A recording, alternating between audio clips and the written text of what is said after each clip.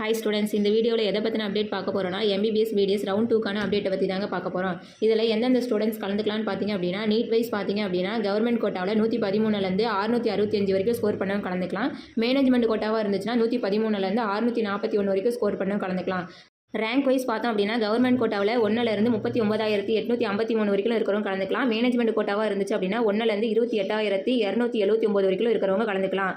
Registration and பேமெண்ட்டுக்கான date and time பார்த்திங்க அப்படின்னா செப்டம்பர் 16 மார்னிங் 10 o'clockலேருந்து செப்டம்பர் 18 ஈவினிங் 5 o'clock வரைக்கும் டைம் கொடுத்துருக்காங்க. Choice filling and choice locking date and time பார்த்திங்க அப்படின்னா செப்டம்பர் 19 மதியம் 2 மணிலேருந்து செப்டம்பர் 22 ஈவினிங் 5 o'clock வரைக்கும் டைம் கொடுத்துருக்காங்க.